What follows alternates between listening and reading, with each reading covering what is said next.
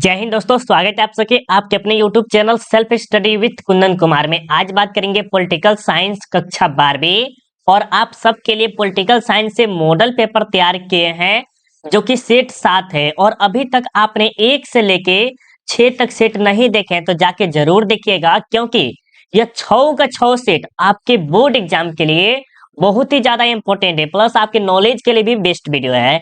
तो जाके जरूर देख सकते हैं, जिसका लिंक आपको आई बटन में या तो वीडियो के डिस्क्रिप्शन में डाल देंगे, वहां से आप डायरेक्ट देख सकते हैं। अगर आप 1 से लेके 10 तक सेट पूरा का पूरा देख लेते हैं 1 से 2 बार, तो आपको बोर्ड एग्जाम में 95 या 90% लाने से कोई भी नहीं रोक सकता है, क्योंकि यही सबसे प्रश्न आपके बोर्ड एग्जाम में पूछे जाने वाले हैं। तो आप 1 से लेके 10 तक सेट जरूर देख लीजिएगा। अगर अभी तक आप हमारे चैनल को सब्सक्राइब नहीं किया, सब्सक्राइब कर लीजिए और बेल आइकन को भी ऑल कर लीजिए। टेलीग्राम आपको 100% ज्वाइन करना है, क्योंकि यहाँ पर आपको कुछ दिन बाद आपको टेस्ट होने वाले हैं जो कि बोर्ड से बहुत ही ज्यादा इंपॉर्टेंट रहेगा। तो जरूर ज्वाइन कर लीजिए, जिसका लिंक भी आपको वीडियो के डिस्क्रिप्शन में डाल दिए हैं, वहां से आप डायरेक्ट ज्वाइन कर सकते हैं। अगर आप आर्ट्स का ऑल पीडीएफ लेना चाहते हैं जिसमें subjective, objective, model paper, question bank सारा का सारा चीज रहेगा, तो आप हमें इस नंबर पे कांटेक्ट कर सकते हैं और अभी से पढ़कर 450 नंबर ला सकते हैं उस पीडीएफ के माध्यम से। तो जरूर आप हमें इस नंबर पे कॉल करके ले सकते हैं, ठीक है। कुछ चार्ज लगेगा, उसके माध्यम से आप ज्वाइन कर सकते हैं, ठीक है। अब चलिए हम यहाँ से 1 नंबर से स्टार्ट करते हैं और हर बार हम आपको वीडियो में समझाते हैं कि अगर आप ध्यान पूर्वक देखेंगे तो आपको वीडियो 100% समझ में आएगा। क्या आएगा? 100% समझ में आएगा जब ध्यान पूर्वक देखेंगे तो, क्योंकि अब आप एक्सप्लेनेशन का समय नहीं रहा, अब एक्सप्लेनेशन का समय नहीं रहा, फटाफट क्वेश्चन को करते हुए चलेंगे, ठीक है। तो चलिए हम यहाँ से 1 नंबर से स्टार्ट करते हैं। जितने बच्चे अभी तक लाइक नहीं किए, प्लीज एक बार लाइक कर दीजिएगा और जम के एक बार शेयर कर दीजिए अपने दोस्तों को। अगर आप इतना काम कर दीजिएगा तो हमें बहुत ही ज्यादा खुशी मिलेगी, ठीक है। तो चलिए हम यहाँ से 1 नंबर से स्टार्ट करते हैं और 1 नंबर में क्या लिखा है कि प्राचीन युग में राज्य का क्या रूप था। ये जो प्राचीन युग देख रहे हैं, उस समय राज्य का क्या रूप था?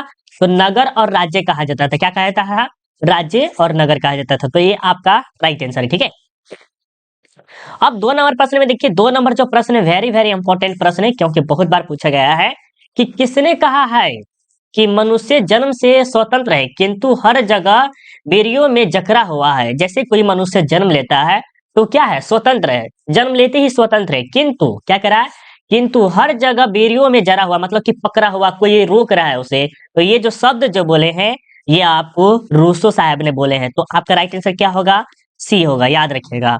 अब चलिए आपके सामने 3 नंबर प्रश्न में देखते हैं, और यहाँ पर क्या कह रहा है 3 नंबर प्रश्न में कि अधिकारों की सामाजिक उपयोगिता का सिद्धांत किसने प्रतिपादित किया। ये शब्द थोड़ा सा सुनने में अच्छा नहीं लग रहा है, लेकिन बहुत ही अच्छा है। देखिए, अधिकारों की सामाजिक उपयोगिता का सिद्धांत, इतना जो शब्द बोला गया है वह कोई न वैज्ञानिक क्या कह सकते हैं, उन्होंने क्या किया है? सिद्धांत दिया है। तो वो सिद्धांत कौन दिए थे? H.J. लॉस्की, जो कि आपका राइट आंसर क्या होगा? डी होगा, याद रखिएगा, ठीक है। चलिए अब देखते हैं आपके सामने 4 नंबर प्रश्न में क्या कह रहा है कि किसने कहा धर्म लोगों के लिए अफीम है। कह सकते हैं उसे अंधविश्वास कह सकते हैं। ये जो धर्म होता है, जैसे हो गया, नहीं हो गया कि ये धर्म हो गया, ये धर्म का हिंदू धर्म के हैं, ये मुस्लिम धर्म के हैं। तो धर्म जो एक प्रकार क्या है? अफीम है। इसे हम कह सकते हैं कि अंधविश्वास भी कर सकते हैं। तो ये शब्द जो बोला गया है धर्म लोगों के लिए क्या है? अफीम है। तो ये कौन बोले हैं? मैकियावेली, हॉब्स या मार्क्स या प्रोंदो? तो इसके बारे में बताइए, राइट आंसर क्या होगा आप सबका? बहुत अच्छे, जितने बच्चे अगर सी लगाए हैं मार्क्स वाले का, बहुत ही अच्छा है, ठीक है। चलिए अब आपके सामने 5 नंबर प्रश्न में देखिए, 5 नंबर प्रश्न बहुत ही ज्यादा इंपॉर्टेंट है और कह रहा है कि निम्नलिखित में कौन सोवियत संघ के विघटन का परिणाम नहीं है। जो पता है आप सबको कि सोवियत संघ का विघटन हो गया था कब? 1991 में, और इसका परिणाम नहीं है, तो वो कौन सा है? तो देखिए, CIS का जन्म, ये था, ये परिणाम था। इसमें बोला कि नहीं है। अमेरिका और सोवियत संघ के बीच विचार के लिए तो पक्का होगा, ठीक है। शीत युद्ध की समाप्ति, ये तो था ही, बट ये जो मध्य पूर्व जो एशिया संकट देख रहे हैं, जो कि आपका राइट आंसर क्या होगा? डी, ये नहीं था, ठीक है, याद रखिएगा। चलिए अब बात करते हैं 6 नंबर प्रश्न में। 6 नंबर प्रश्न बहुत ही ज्यादा इंपॉर्टेंट है और 6 नंबर में क्या कह रहा है कि परमाणु अप्रसार संधि पर किस राज्य ने हस्ताक्षर नहीं किए। क्या कह रहा है? परमाणु अप्रसार संधि पर किस राज्य ने हस्ताक्षर नहीं किए। यहाँ पर हस्ताक्षर राज्य नहीं होना चाहिए, देश होना चाहिए, क्योंकि जो ये परमाणु अप्रसार संधि पर मात्र एक भारत जो है वह हस्ताक्षर नहीं किया था। तो सी आपका राइट आंसर होगा, ठीक है, याद रखिएगा। बहुत बच्चे बोल रहे होंगे सर बहुत फास्ट कराते हैं, तो फास्ट करा नहीं रहे। अगर फास्ट लग रहा है तो आप दोबारा वीडियो देख सकते हैं, ठीक है। और प्लीज अभी तक लाइक नहीं किया, लाइक कर दीजिएगा और 1 से लेके 6 तक सेट जरूर देख लीजिएगा। हम बार बार इसीलिए कर रहे हैं क्योंकि ये 6 का 6 सेट आपके बोर्ड के लिए बहुत ही ज्यादा इंपॉर्टेंट है। अगर आप देख लिए हैं तो थोड़ा सा एक बार और रिवाइज कर लीजिए, रिवाइज करने में कोई पैसा नहीं लग रहा है, ठीक है। चलिए 7 नंबर में देखिए क्या करें कि यूरोपीय आर्थिक समुदाय की स्थापना कब हुई थी। यूरोपीय आर्थिक समुदाय की स्थापना जो है आपको 1957, 1992, 2005 या 2006। तो फटाफट बताइए 7 नंबर का राइट आंसर क्या होगा। बहुत अच्छे, जितने बच्चे अगर ए दिए हैं 1957 उनका बिल्कुल ही राइट आंसर है।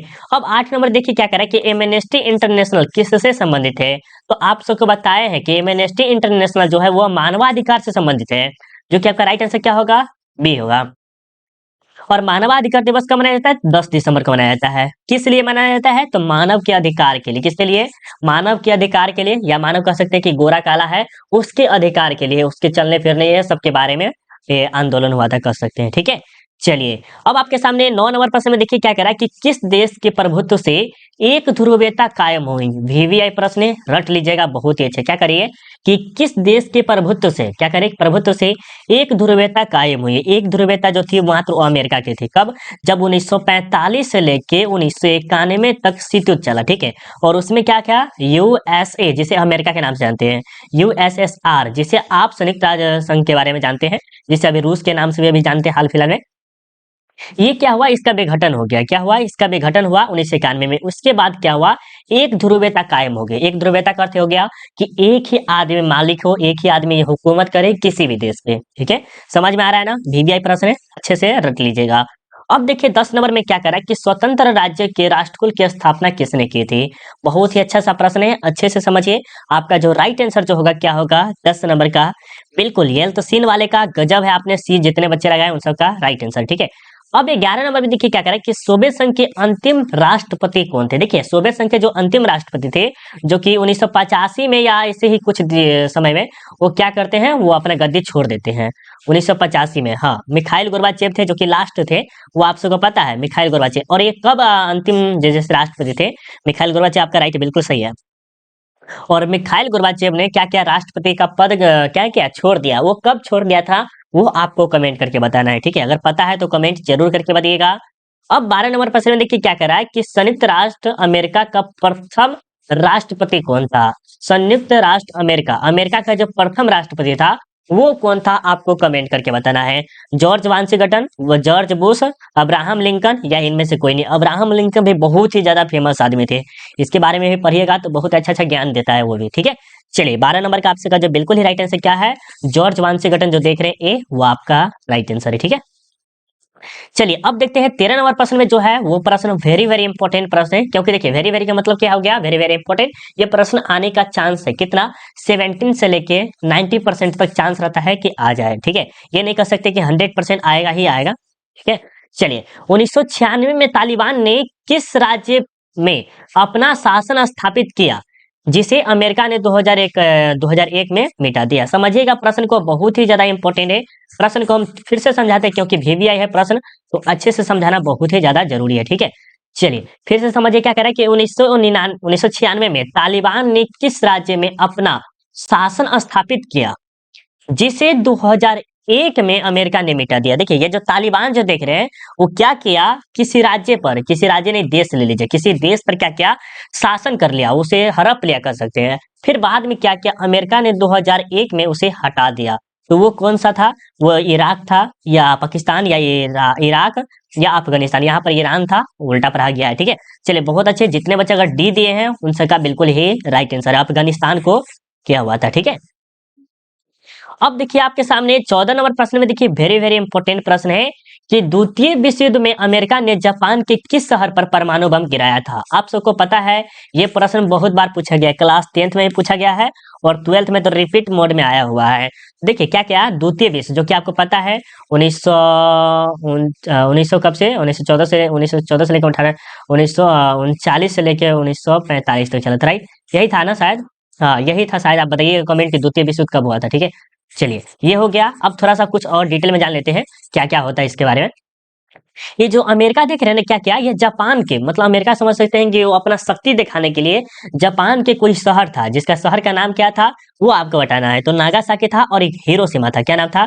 नागासाकी, हिरोशिमा, इसे लिख देते कोई बात नहीं, थोड़ा सा तलावी सा होता, लेकिन इसमें ये ऐसे भी चलेगा, ठीक है। हिरोशिमा और नागासाकी के ऊपर क्या किया? परमाणु बम गिरा दिया। तो आपका राइट आंसर क्या होगा? ये होगा, याद रखिएगा, ठीक है। चलिए, अब आपके सामने 15 नंबर प्रश्न में क्या कह रहा है कि प्रत्यक्ष प्रजातंत्र किस देश में है? प्रत्यक्ष प्रजातंत्र जो है आपको किस देश में है? स्विट्जरलैंड में है। जो कि आपका राइट आंसर क्या होगा?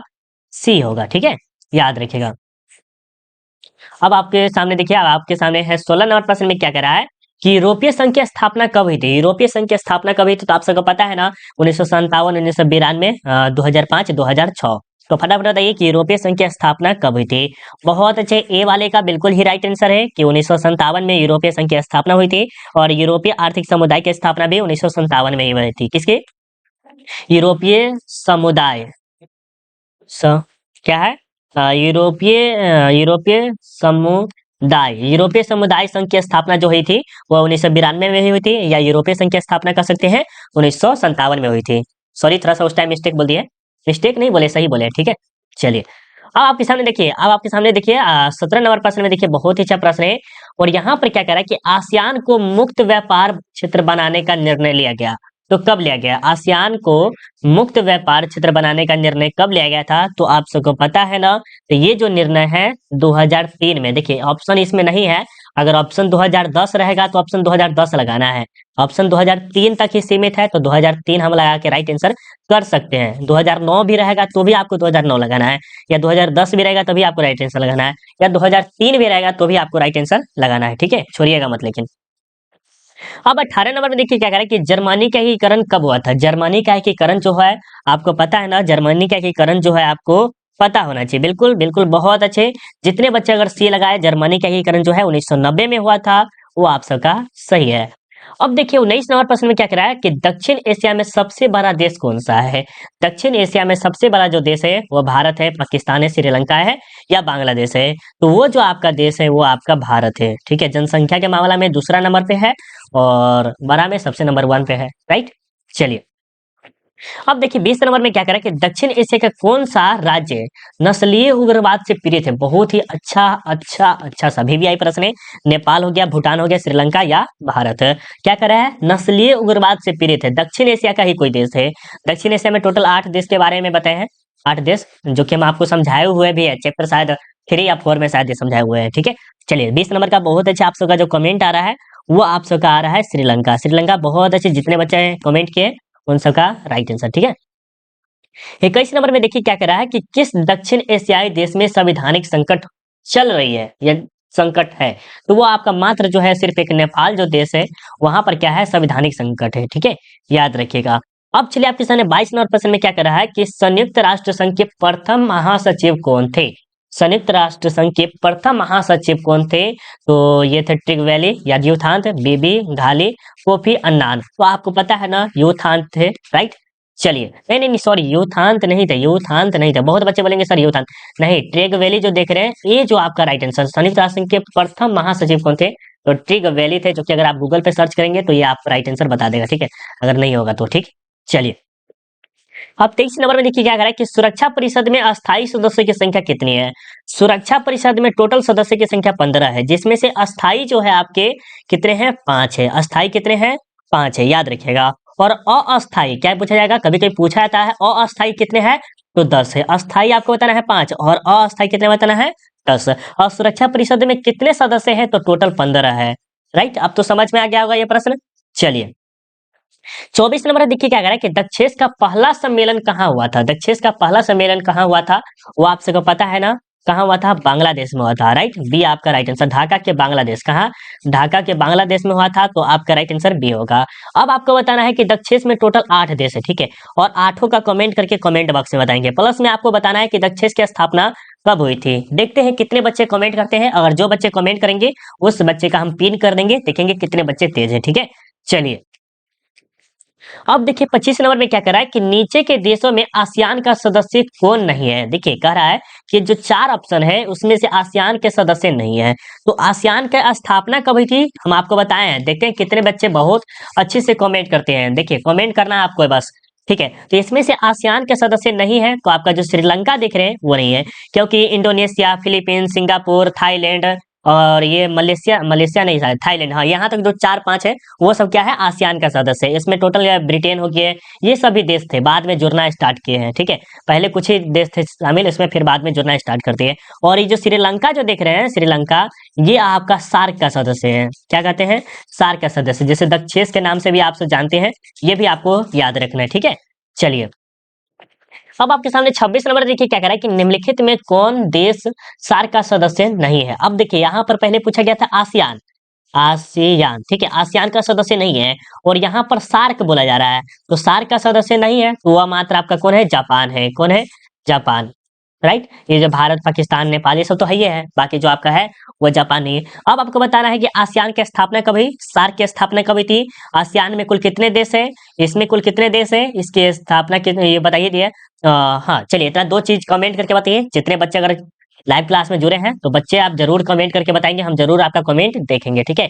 27 नंबर बताइए क्या कर रहा है कि निम्नलिखित में कौन देश नाटो का सदस्य है। अगर आप ये सभी, जैसे मान लीजिए आपको ये पता नहीं है, ठीक है, कहेंगे सर आप बोल दिए नहीं पता मुझे, तो आप क्या कीजिए 1 से लेकर 6 तक सेट देखिए, 6 तक सेट देखिए। अगर इसमें नहीं मिलेगा तब हम आप हमें बोलिएगा सर आप जो बोले हैं वो नहीं मिला है, तो हम आपको पहले वाले वीडियो में सब समझाए हुए हैं, तो जाके जरूर देख सकते हैं, ठीक है।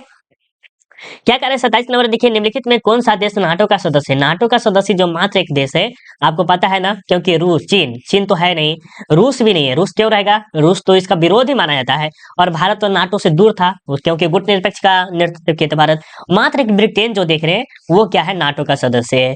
और नाटो का अर्थ क्या है इसके बारे में समझ लीजिए। नाटो के देश पे कोई भी देश मान लीजिए भारत है ना, भारत है और ये ब्रिटेन पर भारत अगर हमला करे तो ब्रिटेन जैसे नाटो के सदस्य है, ठीक है। तो नाटो में जैसे अमेरिका हो गया, ये सब जो देश है वो सभी के सभी मिलकर भारत पर अटैक करेगा, राइट। यही नाटो का अर्थ है और बहुत ही अच्छा है। इसकी स्थापना 4 अप्रैल 1949 को हुई थी। इसके संस्थापक कौन है? तो अमेरिका है। बहुत ही अच्छा है, प्रश्न को अच्छे से समझते हुए चलिएगा। 28 नंबर प्रश्न में देखिए क्या करें कि 1950 में संयुक्त राष्ट्र संघ की महासभा ने किस नई व्यवस्था को जन्म दिया। यहाँ पर जन्म दिया तो वो आपको पता है 1950 के बारे में बोला जा रहा है कि संयुक्त राष्ट्र संघ की महासभा ने किस व्यवस्था को जन्म दिया, तो शांति स्थापना की है। क्योंकि देखिए किसी भी देश में अगर शांति रहेगा तो वहां पर बहुत ही अच्छा खासा विकास विकास हो सकता है। जैसे मान लीजिए फॉर एग्जाम्पल मान लीजिए भारत है और यहाँ पर हमेशा आंदोलन होंगे, ठीक है। आंदोलन होने लेकिन क्या होगा? यहाँ पर बर्बाद होगा, बर्बादी का झर होगा। और उसी प्रकार अगर शांतिपूर्वक लोग रहेगा, क्या रहेगा? शांतिपूर्वक लोग रहेगा, क्या होगा? वहां पर कुछ ना कुछ डेवलप होगा, कोई अपने अपने काम में लगे रहेंगे, तो इससे क्या होगा? देश का विकास होगा, राइट। इसीलिए इसकी स्थापना की गई थी। तो राइट आंसर क्या होगा? आपका सी होगा। अब 29 नंबर देखिए क्या करें कि विश्व के देशों के बीच व्यापार संगठनों के लिए कौन सा अंतरराष्ट्रीय संगठन है। तो आपको पता है विश्व के लिए पूरे विश्व के लिए, मतलब कि आपको एक देश के नहीं बोला जा रहा है, पूरे विश्व के देशों के लिए। तो आप सबको पता है ना विश्व व्यापार संगठन की स्थापना की, क्यों? मुद्रा कोष तो होगा नहीं, ये भी नहीं होगा, ये डी तो होगा नहीं, क्योंकि आपको पता है कि विश्व व्यापार संगठन की स्थापना की गई थी, ठीक है। और इसकी स्थापना कब की गई थी वो आप कमेंट करके बताएंगे। चलिए अब 30 नंबर देखिए क्या कह रहा है कि 11 सितंबर 2001 को निम्नलिखित में से कौन सी घटना घटी थी। बहुत ही ज्यादा इंपॉर्टेंट प्रश्न है, अच्छे से याद कर लीजिएगा। 11 सितंबर 2001 को निम्नलिखित में से कौन सी घटना घटी थी। तो आप सबको पता है ना विश्व व्यापार केंद्र पर आतंकवादी हमला। क्या हुआ? आतंकवादियों ने इस पे हमला कर दिया जिसमें लाखों की संख्या में मौत हुई थी। और इसमें क्या कहा जाता है कि अमेरिका के लिए यह दिन सबसे खतरनाक दिन था। क्यों? क्योंकि यह अमेरिका में ही था, इसीलिए, राइट। और इसमें लाखों लोगों की मौत हुई थी। उसके बाद अमेरिका ने इसका बदला भी लिया हुआ था तालिबान से।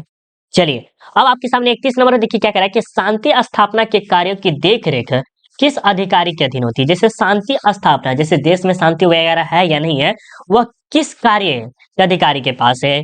तो महासभा के अध्यक्ष के, सुरक्षा परिषद के, या अंतरराष्ट्रीय न्यायालय के अध्यक्ष के, या महासचिव के। तो फटाफट बताइए 31 नंबर का राइट आंसर क्या होगा। बहुत अच्छे मेरे प्यारे बच्चों, बहुत अच्छे। इतने जितने बच्चे डी दिए हैं, महासभा के पास क्या है? शांति स्थापना करने का अधिकार है, ठीक है। चलिए अब आपके सामने देखिए क्या कह रहा है 32 नंबर में कि विश्व में शांति बनाए रखने का दायित्व किस पर है। वेरी वेरी इंपॉर्टेंट प्रश्न है। विश्व में शांति बनाए रखने का दायित्व जो है वो आपको सुरक्षा परिषद के पास है, या महासभा के पास है, या आर्थिक व सामाजिक है, तो होगा नहीं महासचिव। तो अब आप बताइए कि राइट आंसर क्या होगा 32 का। बहुत अच्छे, इसमें जो सुरक्षा परिषद जो देख रहे हैं बी, वो आपका राइट आंसर होगा। ठीक है, याद रखिएगा। अब आपके सामने 33 नंबर प्रश्न में देखिए क्या कह रहा है कि पर्यावरण व विकास पर विश्व आयोग की रिपोर्ट का क्या शीर्षक है। तो इसके बारे में बताइए राइट आंसर क्या होगा। बहुत अच्छे, 33 का जितने बच्चे अगर आपने दिया है, हमारा साझा भविष्य क्या है, हमारा साझा भविष्य। पर्यावरण के बारे में यही रिपोर्ट हो सकता है कि हमारे आने वाले समय में जो भविष्य है कि पेड़ पौधे नहीं काटेंगे, उससे हमारे क्या आने वाले समय में कुछ न कुछ विकास ही होगा, और हमारे आने वाले समय जो मतलब कह सकते हैं कि जो होने वाले हैं उसे हम रोक सकते हैं अच्छे से। राइट, चलिए 34 नंबर देखिए कि 1955 ईस्वी में किस शहर में एफ्रो एशियाई सम्मेलन हुआ था। क्या कह रहा है कि 1955 में एफ्रो एशियाई सम्मेलन हुआ था, तो वो कहाँ हुआ था। जरकात में, बादुंग में, सिंगापुर में, टिकाऊ विकास में। तो ये प्रश्न आपको वेरी वेरी इंपॉर्टेंट नहीं कर सकते, बट इजी सा प्रश्न है, अच्छे से समझ जाइएगा। ठीक है, चलिए बहुत अच्छे, इसमें जितने बच्चे अगर बी दिए हैं उन सबका बहुत अच्छा है। अब चलिए 35 नंबर में क्या कह रहा है कि 1992 में किस शहर में पृथ्वी सम्मेलन हुआ था। आपको पता है कि 1992 में रियो डी जनेरा जो देख रहे हैं वहां पर क्या हुआ था, तो पृथ्वी सम्मेलन हुआ। तो बी आपका राइट आंसर। ठीक है, चलिए 36 नंबर में देखिए क्या कह रहा है कि विश्व अहिंसा दिवस किस तिथि को मनाया जाता है। विश्व अहिंसा दिवस किस तिथि को मनाया जाता है। तो आप सबको पता है ना कि विश्व अहिंसा दिवस जो है 30 जनवरी, 2 अक्टूबर, 24 अक्टूबर या 10 दिसंबर। तो आप सबका जब बिल्कुल राइट आंसर क्या होगा, 2 अक्टूबर को मनाया जाता है। क्या मनाया जाता है, 2 अक्टूबर को विश्व अहिंसा दिवस के रूप में हम सब मनाते हैं। ठीक है, चलिए 37 नंबर देखिए क्या कह रहा है कि कौन भूमंडलीकरण का आलोचक नहीं है। कौन भूमंडलीकरण का आलोचक नहीं है, तो वो जो आपके हैं मनमोहन सिंह जो देख रहे हैं, वो आपका राइट आंसर होगा 37 का। याद रखिएगा, ठीक है, बहुत ही ज्यादा इंपॉर्टेंट है। अब चलिए आपके सामने 38 नंबर प्रश्न में क्या कह रहा है कि मानव अधिकारों की सार्वभौमिक घोषणा कब की गई थी। मानव के अधिकार के बारे में बोला जा रहा है कि सार्वभौमिक घोषणा कब की गई थी। तो आप सबको पता है ना 1948 में किया गया था। तो डी आपका राइट आंसर। ठीक है, चलिए अब आपके सामने देखिए 39 नंबर प्रश्न में क्या कह रहा है कि विश्व बाजार का विस्तार आधुनिक काल में किस समय से आरंभ हुआ था। तो आज विश्व बाजार का विस्तार, विश्व बाजार मतलब कि बड़ा बड़ा जो बाजार होता है, उसे आधुनिक काल में किस समय से आरंभ किया गया था। तो आधुनिक काल क्योंकि 15वीं शताब्दी तो ले नहीं सकते हैं, राइट। 15वीं शताब्दी तो मतलब कि ये तो मीडियम में हो सकता है। अब जो 18वीं 19वीं जो देख रहे हैं ये सब जो आधुनिक काल में, तो आप सबका जो राइट आंसर क्या होगा, 18वीं शताब्दी। ठीक है, चलिए अब आपके सामने देखिए 40 नंबर में क्या कह रहा है कि चीन में क्रांति कब हुई थी। चीन में क्रांति जो है आपको कब हुई थी, ये आपको कमेंट करके बताना है। तो चीन में क्रांति जो हुई थी 1949 में हुई थी। तो आपका राइट आंसर क्या होगा, ए होगा, याद रखिएगा। अब आपके सामने देखिए 41 नंबर में क्या कह रहा है कि प्रककल समिति के सदस्य कौन है। प्रककलन समिति के सदस्य कौन है, तो आपको डायरेक्ट आंसर बता देते हैं, संसद के दोनों सदनों में से चुने गए जाते हैं। तो आपका राइट आंसर क्या होगा, ए नहीं होगा, बी होगा। ठीक है, बी होगा, लोकसभा के सदस्य में चुने जाते हैं। ठीक है, तो बी आपका राइट आंसर होगा। अब आपके सामने देखिए 42 नंबर में क्या कह रहा है कि न्याय व्यवस्था को सुरक्षित रखने में किस तत्व की सर्वभौमिक महत्वपूर्ण भूमिका है। सर्वाधिक महत्वपूर्ण भूमिका है, तो वो जो आपको है न्याय व्यवस्था के बारे में बोला है। किसमें, न्याय व्यवस्था के बारे में बोला जा रहा है। तो आप सब फटाफट बताइए। तो ये जो होते हैं दल प्रणाली होते हैं, स्वतंत्र प्रेस व मीडिया, प्रभावी अवैध व न्यायिक व्यवस्था या लिखित संविधान। तो इसके बारे में बताइए। बहुत अच्छे, इसमें जितने बच्चे आपने कमेंट किया है बहुत अच्छे, इसमें जो आपका राइट आंसर क्या होगा, सी होगा, प्रभावी विधिक व न्यायिक व्यवस्था। ठीक है, चलिए अब देखिए आपके सामने 43 नंबर में क्या कह रहा है कि भारत में किस तरह की कार्यपालिका है। तो भारत में सभी प्रकार के हैं, नाम मात्र की कार्यपालिका है, ये भी सही है, वास्तविक कार्यपालिका ये भी सही है, बहुल कार्यपालिका ये भी सही है। तो आपका राइट आंसर क्या होगा, डी होगा, क्योंकि भारत में सब प्रकार के हैं। चलिए 44 नंबर में देखिए क्या कह रहे हैं, राज्य विधानमंडल में विधान परिषद को जाना जाता है। तो किसके लिए जाना जाता है, उच्च सदन के लिए, निम्न सदन के लिए, या बड़ा सदन के लिए, या इनमें से कोई नहीं। तो फटाफट दिए 44 का राइट आंसर क्या होगा। बहुत बढ़िया, ये उच्च सदन के लिए जाना जाता है। तो ये आपका राइट आंसर है। अब देखिए क्या कह रहा है कि उच्च न्यायालय के न्यायाधीश की सेवानिवृत्ति की आयु है क्या होनी चाहिए। तो इसमें बताइए 60, 65, 72 या 67। तो एक बार बता दीजिए 45 नंबर का राइट आंसर क्या होगा। बहुत अच्छे, इसमें क्या होगा, 62 होगा। ठीक है, याद रखिएगा। केंद्र राज्य संबंधों में प्रमुख अड़चने क्या क्या रही? देखिए, केंद्र में अनेक प्रकार की अड़चने रही है, तो उन सभी अड़चनों में से आपको कमेंट करके बताना है कौन से। तो राज्यपाल की भूमिका, ये भी अड़चने रही थी। अनुच्छेद 356 ये भी थी। राज्य के केंद्र में निर्भरता, ये भी थी। राइट आंसर जो आपका 100% सही होगा डी। ठीक है। 47 नंबर देखिए क्या करा है कि संविधान सभा के अध्यक्ष कौन थे? ये आपके हिस्ट्री, पॉलिटी, ये आपके इकोनॉमिक्स, ये सभी सब्जेक्ट के लिए बेस्ट है ये प्रश्न, तो वीवीआई प्रश्न समझ लेगा। संविधान सभा के अध्यक्ष कौन थे? तो ये थे आपके डॉक्टर राजेंद्र प्रसाद, बी आपका राइट आंसर है। ठीक है। और कभी कभी पूछा जाता है कि प्रारूप प्रारूप समिति प्रारूप समिति के अध्यक्ष कौन थे? तो डॉक्टर भीमराव अंबेडकर। बहुत बार पूछा गया, रिपीट बहुत बार, अनेक बार कह सकते हैं, ऐसा प्रश्न है ये। ठीक है। 48 नंबर प्रश्न में देखिए क्या कह रहा है कि राज्य के संवैधानिक प्रमुख कौन थे? राज्य के संवैधानिक प्रमुख कौन थे? तो ये थे राज्यपाल थे, मुख्यमंत्री या उप मुख्यमंत्री या विधानसभा के अध्यक्ष। तो आपको 48 का बताना है। बहुत अच्छे, इसमें जो राज्यपाल देख रहे हैं वो आपका राइट आंसर होगा। ठीक है। अब आपके सामने देखिए 49 नंबर, भारत ने लंबे संघर्ष के बाद स्वतंत्रता पाई। भारत ने लंबे संघर्ष के बाद स्वतंत्रता कब पाई थी? तो आप सबको पता है ना, 15 अगस्त 1947। तो यहाँ पर ऑप्शन ए जो है आपका राइट आंसर क्या होगा? 15 अगस्त 1947 को हुआ था। अब आपको बताना है कि 50 नंबर में कि भारत में लौह पुरुष की संज्ञा किसे दी जाती है? तो ये प्रश्न वीवीआई है और आप कमेंट करके बताएंगे कि इसका राइट आंसर क्या होगा। 50 का बहुत इजी है, पता होगा बहुत बच्चों को।